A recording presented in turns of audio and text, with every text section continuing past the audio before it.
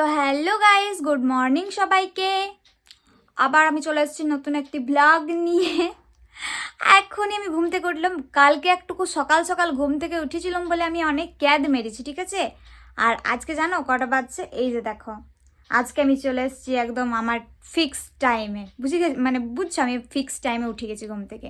এবার তোমরা বলবে 9টা পর্যন্ত কে ঘুমায়? আমি ঘুমাই, আমি।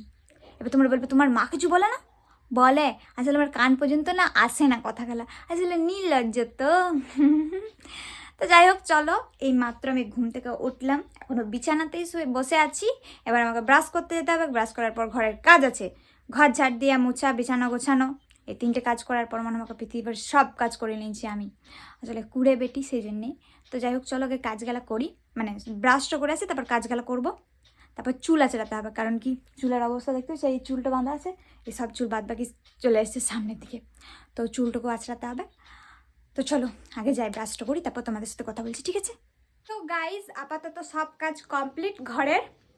তো রাখি আমাকে ফোন করলো, দিবারে বলছে আই পিসিরা আইব্রো করবে। তো এখন আমি রাখিদের ঘর যাবো ওর পিসি থেকে আইব্রো করতে। তো আইব্রো করে এসে পরে তারপর আমাকে যেতে হবে মাঠ। তো চলো আগে যাই, আইব্রো করে দিয়ে আসি। গাইজ, এখন এই যে মাঠ চলে এসেছি, দেখতেই পেছো, এই যে দেখো। আর আজকে আমার সাথে এসেছি আমাদের হাবলা ডন। ও মাই গড, হাবলা তুই কি করছিস? ফোন দেখছি। ও ঘরে ভালো করে ফোন দেখতে পেছিল না, ওর মার সাথে টিচার ছিল, ওর সাথে ঝগড়া করছিল। ওদের এখন স্কুল ছুটি নাকি? ওদের এখন স্কুল ছুটি 1 মাস দিয়ে, ওর মা সারাদিন ওর সাথে ঝগড়া করছে, সারাদিন ও ফোন দেখছে বলে দু ফোনটা নিয়ে আমার সাথে মাঠ চলে এসছে। একদম কাজের কাজ করেছে হাবলা। তো চলো মাঠে কি কি করি না করি সেগুলো তোমাদেরকে দেখাবো, ঠিক আছে। দিদি তুই এখানে কি করছিস? এই আমি খেসারি তুলছি, দেখছিস? তোর ভালো লাগে হাবলা খেসারি? হ্যাঁ। দেখা দেখা খেসারি গেলা, এগুলো এখনো না ভালো করে পাকল হয়নি। এই যে ধরে আছে, এগুলো এখন অনেক পাকল হতে বাকি আছে, মানে এখানের ভেতরে যে বীজগুলো থাকে না, ওগুলো এখনো মানে ঠিক হয়নি, ছোট ছোট আছে। তা আমি তুলি নিলাম। এই খুব মিষ্টি লাগে, আমার এত সুন্দর লাগে না।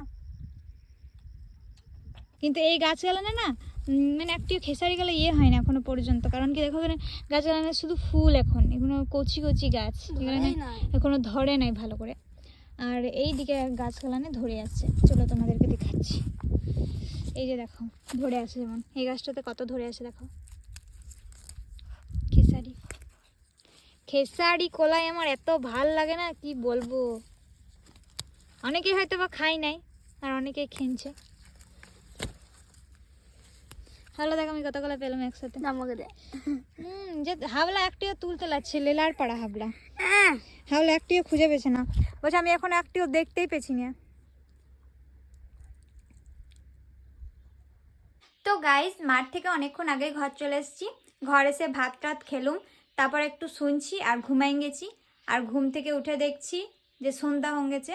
আর সন্ধ্যা হলে আমার না মুখটা বলে কিছু খাওয়া, ভালো মন্দ জিনিস, ফুচকা, এগরোল, চাউমিন, পকোড়া, মোমোজ, বাস এরকম। আর পেটটা বলে না খাস না, বাইরের জিনিস খাওয়া ভালো নয়, বাইরের জিনিস খেলে অনেক শরীরের ক্ষতি হয়। কিন্তু মুখটা মানতে চাই না, সেজন্য আমি এখন যাবো ফুচকা খেতে।